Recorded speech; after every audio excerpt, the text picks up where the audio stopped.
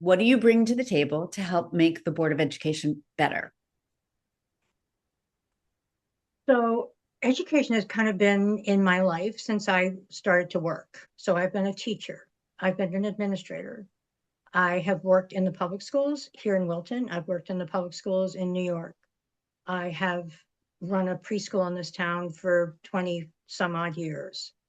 I I know what it's like to be in a classroom and try to make that work with a curriculum that maybe was hard for me to kind of think about. I know what it's like to be in a classroom where I was well supported and had a curriculum that I I actually condoned and I mean liked and wanted to teach. I think, teaching has expanded in terms of its to be a teacher now, the boundaries have been expanded. You are not just teaching in a classroom, you're also helping parents talk about their kids, listen to parents about their kids. So the job itself, I think, is broader and harder, frankly, than it used to be, or certainly when I was a teacher. What have you been able to do at the Board of Education based on that philosophy that others may not be able to? Maybe to just explain that, and remind everybody that teachers are agents of change.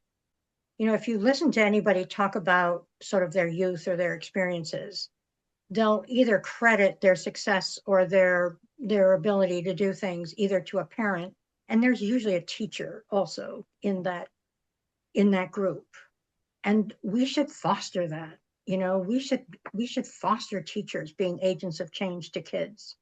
It just takes one person to take a kid and go, you're going down this road, and maybe if you went down this road, it might go better for you, and it might be something that you would like to consider, and I'm happy to support you in your decisions.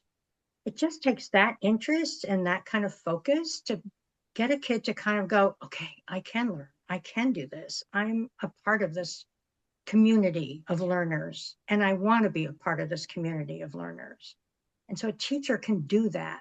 They have access to kids all day long, probably more than their parents do by the time they get into middle school and high school in terms of just hours. And I just want to celebrate that and also help them and support them in their work. It's very important work. It shapes us. It puts us on the ground and it shapes how we think and what we do. And I think we should honor the work more than we do. Especially in this high stress kind of community we're in, and the conversation around stress that's put on students. Do you think that that's something that parents have a tough time understanding or accepting, about what teachers are faced with and what they are doing and the role they play? My experience in this town, because I raised a daughter and she went through this whole system. My experience is that the parents, I think, basically on the whole understand the importance of teachers and understand their role. Of course, there are going to be parents that are unhappy with certain things that happen. You can't do it right for everybody. But I think on the whole, this town supports the schools, supports the teachers, supports what we're trying to do to make things better and to make things more facilitated towards the kids. You know, at the bottom line, everything that all of our decisions are about what's best for the kids. At the end of the day, that's what we kind of land on. And every administrator that comes before us will always say at the end of the day, we think this is the best thing for kids. And I think as long as we say that, we're at least trying our best to do the best. Okay. I appreciate everything you're saying. I want to hit you with just a hard question as a Board of Ed member. You obviously are a strong advocate for teachers and for the kids. Sometimes it seems like, watching Board of Ed meetings, it seems like everything's incredibly smooth and easy. You've got an administration that seems to have everything handled, and you have a Board of Ed that is just happy as clams, and they approve everything unanimously that's done. Sometimes I wonder, are you all really keeping tabs on everything that's going on? Are you keeping Kevin Smith honest? And, I mean, in the broad sense, you really kind of pushing, and is that even the role of the Board of Ed? I understand he's your employee. You trust your hired employee, but at the same time, how much oversight is there by the Board of Ed with the administration? I think in fairness, there was quite a bit. I think if you look at the last 4 years, we had a lot of challenges, a lot of challenges. We had the masks. If you remember, we were still having masks in school, and most parents were pretty unhappy with us keeping the masks on because the governor had not yet told us that we could take them off. So we had many board meetings where parents were coming and saying, we have to get rid of the masks. And it wasn't that we disagreed with that, but we couldn't do it unless the governor said we could do it. We had the loss of learning. We had kids who had so much anxiety that they couldn't even come to school. We had the whole cell phone thing that we had to navigate. We had it was a real heavy lift to look at our test scores and understand that most kids had lost 18 months of learning, and how are we going to get them back on track, and how are we going to help them navigate their anxiety about coming back to school, and what could we do about that so that it was viable and nurturing and safe. So there were many hard discussions about how we were going to do that, and what was it going to take from all of us to make that happen. And we had to support the social workers, the therapists, the psychologists in the schools to try to come up with programs that would make it work for them. So the last 4 years were hard. I mean, you're just looking at maybe the last year where we're kind of like, things are okay. Kids seem to be learning. We've narrowed the gap of loss of learning. But those were hard years, and we didn't all get along, and we didn't all agree on how we were doing it. Let me follow up, like with the pouch, the cell phone pouch issue. Yeah, Dr. Smith went ahead with spending. yeah, There was some concern about that. Again, are yep. you all keeping tabs on that kind of thing, or does he just sort of have free reign to? Nope, nope. We weren't very happy when he did that. He didn't ask us. I think he had sort of done a quick kind of test on how we felt about the cell phones. We all agreed that we wanted to try and do something about it because the data was so compelling about how, especially to girls at that point, how negative that was for them. So he went ahead. I mean, he just took a quick, I mean, I think he took even a sense thing. He didn't really ask us personally. So he went ahead and bought the pouches, and he shouldn't have, I mean, he should have asked us about that and should have told us about that. And he owns that. And we pointed that out to him several times, that that was something that we should have known about. We probably would have said fine, but he should have told us that he went ahead and did it. So yes, but am I gonna like not talk to him because he did that? Or am I not gonna be a part of the, I, he's trying his best to do what's right for kids. And that was a misstep for sure. And a lot of parents, I think, still didn't want that to happen. The cell phone, the no cell phone from bell to bell. But I think the data was too compelling for us to ignore it. I mean, for me, I first was like, well, should we do this? Is this the right thing? And then I just read enough that it was pretty clear to me that it would be better for kids not to have them all day long. And I think if you walk through the high school, you'll see that it's a different place in terms of conversation, in terms of the lunchroom. Actually, the cafeteria actually has conversations going. They're playing games together. They're talking to each other. And when I used to walk through it, it would be pretty quiet. Hmm. I just felt like this was a good time to sort of follow up on, to jump ahead to a question we've been talking about relating to freedom of speech issues. Yeah. Been at the forefront of national discussions lately. And I'm hearing you talk about just such support for teachers and an honoring and understanding of their role and the importance of maybe their individuality. So then we kind of get into this idea about if a parent group wanted to change the way certain topics are taught or keep certain books out of the classroom, and what's the role of the teacher in terms of sharing their own personal experience or their own personal philosophies? That's where it gets pretty tricky, right? So you want your teachers to be as neutral as possible and deliver the curriculum in the most neutral way that they can. I certainly had teachers that had one bent or another in my, when I went to school, and that probably wasn't the right way to deliver a curriculum. And they were pretty clear on how they felt. So you never got the other side. I think in order to be a teacher that's fair, if you're going to do one side, you have to do the other, or you have to be as neutral as possible and just deliver the facts. The nuances kids can talk about, and you can sort of cultivate that culture of nuance, but you have to deliver the neutrality and let them come up with the nuances, because they come from a home that sort of feels one way or another or has strong feelings. Right now, just about everybody has a strong feeling about something. And so that teachers I think are finding it hard to navigate that without finding sort of a clear neutral path in the middle, and not going to either side, and letting the kids nuance if they need to or want to. I'm sure the discussions are quite interesting in the classrooms right now, because there's a lot going on that people have strong feelings about.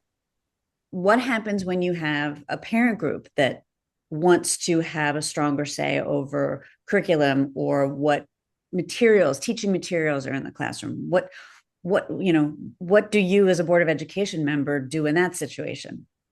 Well, they have to come to us and present and talk to us about what it is that they would like to change or that they are concerned about. And parent groups have certainly done that, have come before us. Curriculum, we're policy people, and we're not in the weeds of the curriculum particularly, unless one of us knows the curriculum particularly well or been on a curriculum committee. But on the whole, we don't deep dive into specific curriculum issues.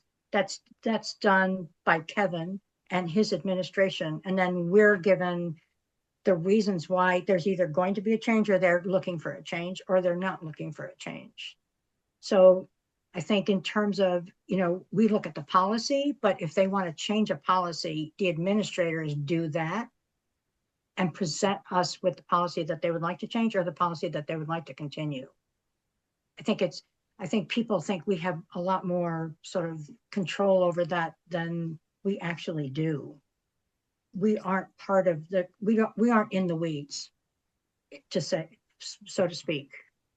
It's an uncontested election. I think people should know your particular understanding of the role of a member of the Board of Education, because people will say, well, you're elected to represent us. Yes. Is that the role of a member of the Board of Education?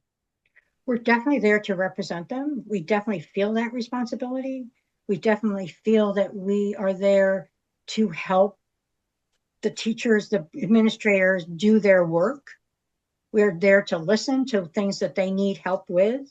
Look at all if I just look back on, say, the Middlebrook schedule, Cider Mills schedule, the changes that both those schools wanted to make. I mean, it took 2 years, I think, for Jory to kind of come to something that his staff would accept. Then he brought it to us, and then he had to rethink it, and then he brought it to us again. Then he had to rethink it. So all these things are so complicated, especially now. So we listen to that. We look at that. We listen to parents who would like us to either say nay or yay. And then we make a decision based on what we think is best for the kids and for the running of the school, and in the sense of the school schedules. Those were two big, heavy lifts. And those were to make things better. Those were to make learning better and have bigger learning blocks. But it was so complicated for both those schools to kind of make that happen. But we had to support them in that. And we had to listen to parents who either didn't want it or thought it was a great idea. And then we come to the board with that knowledge, but we still have to look at what the bigger picture. What are the key issues facing the Board of Ed this next year? Probably the budget, probably what's been lost in sort of federal or state money. I think there are curriculum changes that need to be tweaked, but I don't think those are things that are sort of something that is sort of massive. I think the massive thing will be our budget expectations from the state or either from the federal government on sort of paying us back for outplacement or some kind of state funding. I think that's going to be a big challenge for us. I think the schools are in pretty good shape right now. The scores are good. They're winning awards. They, that whole loss of learning has been sort of figured out. And so we don't have that big a gap. I think one thing that I would like to see is less of a gap between your mainstream kids and your special ed kids, and kind of shut that down a little bit so that we have less of a gap there. I think that's one of the goals for Kevin and us to kind of work on. And then, of course, the budget, I think, is going to be tricky, unfortunately. Not so much for the town, but for what we might get from the state and what we might not get from the state. Well, given that hypothetical situation in terms of what's going to happen from the state, let's just say, the Board of Finance gives you a guidance this year where you need to cut 5% from your budget. What do you think? And hard and fast, I know it's a hypothetical and an unusual one, but where do you think the district would look or have to look to make those cuts? And what would you want to protect? So when we're given that, one of the things that gets kicked down the road just about every year are the maintenance of the schools, the bigger pictures, the bigger needs of the schools. So what gets kicked down the road is, any kind of real maintenance on the school buildings, classroom furniture, all those things that we think we can figure it out another way, or we just don't do it. We try to keep teachers, paras, they're kind of the muscle of they're the sort of nerve endings of a lot of buildings, because they're there when things are sort of unraveling. And we try not to cut personnel, and a 5% cut would probably mean some personnel, it sounds like. I just, we're to the bone pretty much. And so our budget there's not a lot of wiggle room in our budget usually. We try to keep it, we try to keep it reasonable, and we try to keep it so that the people are paid and the things we basically need are there. And then if there's anything additional, we try to add that, but we're very conscious of what the town can support and what it can't support. And every year, each building administrator comes to us, tells us about what they would love, tells us about what they can get, and tells us what they had to cut. And so every building has a list of things that they would have loved, but Kevin said no, and we said we can't afford it. So there's a very hard scrutiny, for sure. And every building does that. So we sit there for a couple hours and we look at their budget, and then they tell us, we love this, but we know we can't afford it, so we're not going to ask for it. It's pretty intense, and it's pretty, I think the high school would love another administrator, and we've said no for the last 4 years. I think you should know that there's a lot of effort made to be as sensible about our budget, not glorify it, not pad it, and make sure that the town can support the budget. You talked about the learning gap. And I remember a couple weeks ago, Chuck Smith was talking about trying to focus on that. Just broadly speaking, based on your experience, any ideas, how do you address that? I think it's the way we teach it. Frankly, I think one of the things that we do is that we think about things that we think they should learn, and we don't look at what the other kids are learning and try to navigate towards that.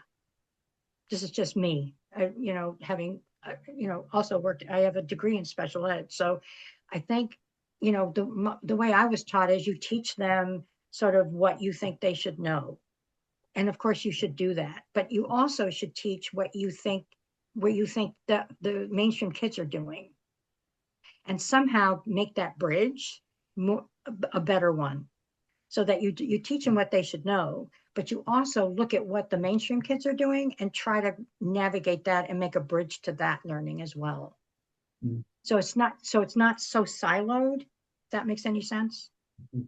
So your special ed kids are siloed and your mainstream kids are siloed, and there should be a bigger bridge and a broader bridge between the two so that we can narrow the gap. I don't even know. I suspect that might work for some kids and maybe not for others, but I think we should teach them things that the other kids are learning as well in some form. And I think that might help. Sort of a left turn. Let's talk about AI. I know it's a big, it's a big conversation. I know that the district is paying a lot of attention to it.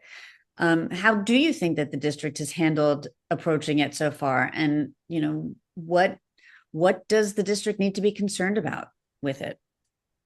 So, I mean, it's an amazing tool, and we should look at it that. And I will tell you that the Board of Ed now has 5 workshops that are going to teach us about AI.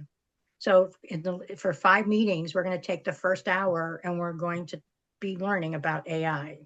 And we're going to learn about what it can do and what it can't do and how to use it as a tool, as a learning tool, because it is pretty fantastic as a learning tool. But we don't want to stop nurturing kids or, doing the social emotional development with kids. And so we want to make sure that we balance both.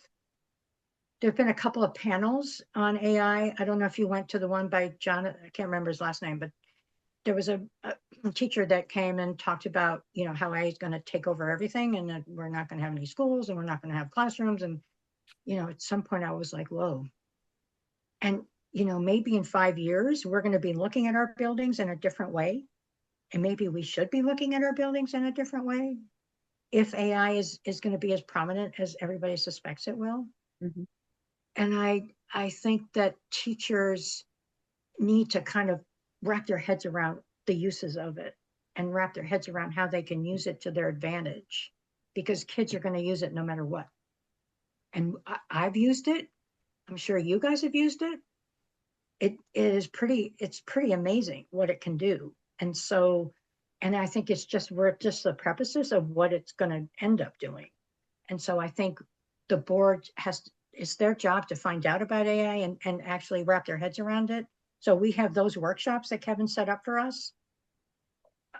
There are a lot of ways that teachers, I think, could use it now. And, everybody's worrying about kids cheating, which I'm sort of, I don't think that's the biggest worry. I think probably the bigger worry is reliance on it rather than thinking on yourself or thinking for yourself, but relying on it to do the answers for you rather than the whole idea of cheating.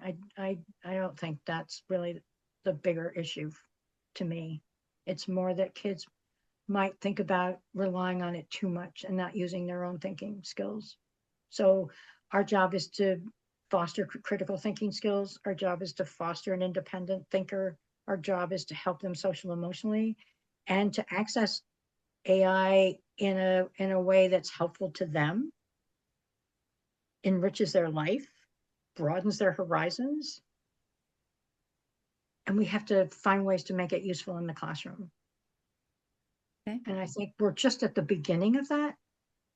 Teachers still trying to figure it out. I mean, I don't think it's so worrisome in the lower grades, but I think the high school and probably the middle school have to start thinking seriously about how to use it and use it as a tool.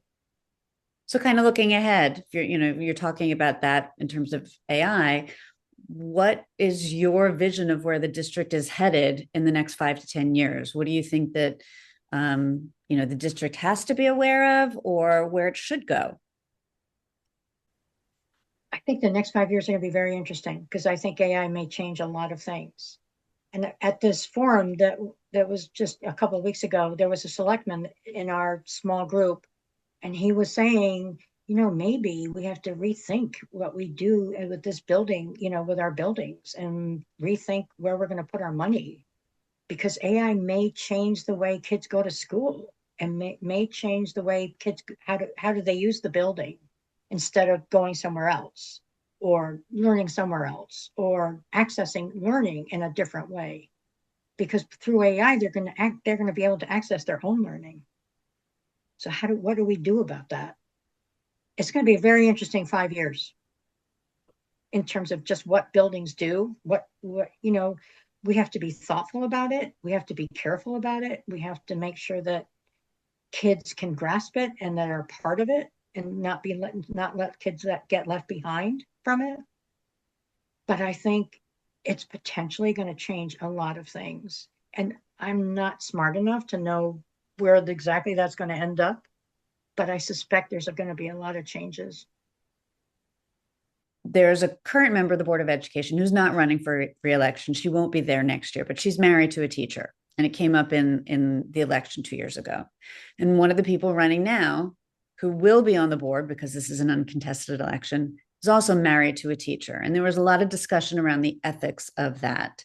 Are there situations that you think it might come into play, whether it's, am I wrong in thinking that the teacher contract is up this year? No, it's being negotiated right now. Yeah. So, when those conversations happen, how do you think that the board should handle it? How do you think that that's going to be in terms of the interaction amongst you and your soon to be new fellow member of the board? So Mark and I have talked. I think he very much wants to work collaboratively, and I think very much wants to be a viable member of the board. And I think if there's anything that comes up that would create a conflict in him or he suspects would be a conflict, I would hope that he would just recuse himself from the vote. And I think that's, I don't remember Heather doing that, but I don't remember voting on something that would compromise her position as a wife of a teacher. But I think that was in the cards if that was going to happen, that she would just recuse herself from the vote. And I think Mark would be happy to do that as well. If that was something that I think if he felt compromised or we were uncomfortable with him voting, I think we could have a discussion about that. We've been reporting on some contentious meetings in other parts of the municipal government. So is that a conversation you could foresee, broaching and having and not having a problem with it? Yes. I think we could easily have a conversation. And I think, he would, he does talk about wanting to work collaboratively. So I would think that if there was a vote that he felt compromised his position or his wife's, that he would recuse himself from the voting. I mean, he brings a lot to the table, especially in terms of, computers and AI and all that. So I think, he'll bring value to the table, which will be good for us. But I also think that he's smart enough to know that he shouldn't be voting on things that would compromise his wife as a teacher. Given that this is an unusual election and that it's uncontested, are voters served by this race? That's a good question. I think they're voting for two experienced board members who are committed to doing the work and are committed to being a part of this process. And I think the last 4 years are our example of what we do, how we do it, how we think. So I think they know us. And I think Mark will be an interesting addition to the board, especially with his background. So I think they're getting a pretty good, they're getting two good people that have worked hard and keep working hard and are committed to the schools. And they're getting someone who I think is going to bring a whole new vision to the board in terms of his background, in terms of what he understands AI to be. He uses it all the time. And I think that will bring a lot to us and help us for sure. Any other issues, maybe issues that you'd like to see focused on, maybe curriculum areas that you'd like to see focused on or improved? I think we're struggling right now with the reading program a little bit. I think, the state kind of mandated things to us that we now have to implement. And I think, it's something that I'm not sure we have. I think we have to look at that curriculum more carefully. We have to implement it because we're sort of mandated to do it. And I want to help the teachers sort of figure that out. I was on the committee that sort of found, we had to pick one of three. The one that I think we all wanted, we really couldn't afford. And so we had to find one in the middle, and we did. And right now, I think there's some thought as to whether that's really as good a one as we used to have, or as one that maybe we have to sort of supplement. It's still early stages of it, but I think our math program is pretty strong now. That the test scores definitely show that, and I think it's a really good way to teach math, and we've obviously been through many of them. So right now, I think the reading one is something that we have to kind of focus on for a little bit. The high school also is adding a lot of very interesting things for kids to find other pathways for success. And I'm very happy about that. There's robotics, there's the financial room. There's just a lot of different ways for kids to be a part of the high school and feel successful. And so I think for that, I think it's great. We're running an article today, actually, an interview with a Wilton High School senior who talks more about his non-traditional path Yeah. and how he experienced a lot of the pressure on the academics, and that wasn't necessarily his route, that he had a different route. Do you think that the high school actually falls short in, there is such an emphasis on, where we rank in the rankings compared to other high schools, and how many people are taking AP courses, and the scores we're getting, and the number of, national scholars and national merit scholars. Are we falling short on other routes that kids might want to explore? I think we're trying very hard to find other routes. This is Fairfield County, so there's certain expectations that our parents have of our high school, and they want their kids to do well, and they want their kids to go to a viable college where their kids will be successful. That's fair. That they live in this town, and that's their expectation. But I also think that we can offer other ways to do that, not just the AP courses and not just the academic ways, but there are other ways now, especially with AI. I mean, think of what AI is going to open up, but the robotics, the finance, all those things that we're trying to, offer other pathways, I think are just going to help kids find other ways to be successful. I think realistically, we have to have both. Parents need to know that they're in a high school that can send them to a viable college, because that's part of the ethic of the school system. We are in Fairfield County, and there are certain expectations of us.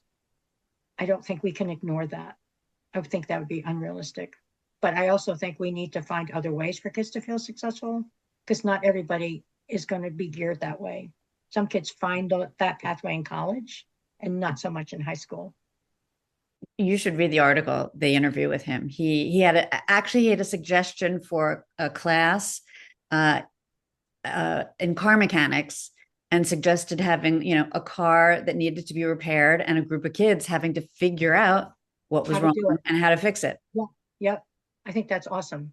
Anything like that, I'm for. Anything, the theater people came, and they want to take their kids to Scotland not this summer, coming the following summer. Anything that gets our kids out of Wilton and into a whole new environment, and dealing with a whole new country, and dealing with any kind of exposure like that, I think is wonderful for them. And that, to me, is a wonderful thing for us to be doing. So anything that is outside the sort of mainstream classroom, I think is nothing but an add-on and a wonderful thing. The car thing would be cool. We just have to find a place to put it. Listen, again, uncontested, but still, we want to hear what your elevator pitch to voters is about why you belong on the Board of Education. I think because I've been an educator my entire working life, because I've been on the board for 4 years, I've seen us really struggle. The first 2 years I was on the board were hard. We had a lot to figure out. We had a lot of learning loss. We had a lot of kids that couldn't come to school. And there was no place to get them help. Therapists weren't, available, and there was really no help outside of the school system. Or if there was, it was limited, or there was no insurance. Very complicated trying to get them help. So I think, we've come through a lot. And I think now we kind of just have to explore different ways for kids that learn, how they learn and how to meet that. Are they visual learners? Are they auditory learners? Do they need a bigger room? Do they need a smaller room? Do they need 3 kids with them? Do they need a ton of kids with them? I think all those things now we can start focus on, because we've solved a lot of the problems that we were looking at. So I think from now on, the challenges are mostly budget, AI, how to use it successfully and not give into it, but have it as a tool for teachers and for kids. And just keep the ship going in the right direction. That at the end of the day, what we do is right for kids. Always. Thank you very much. Thanks for your time.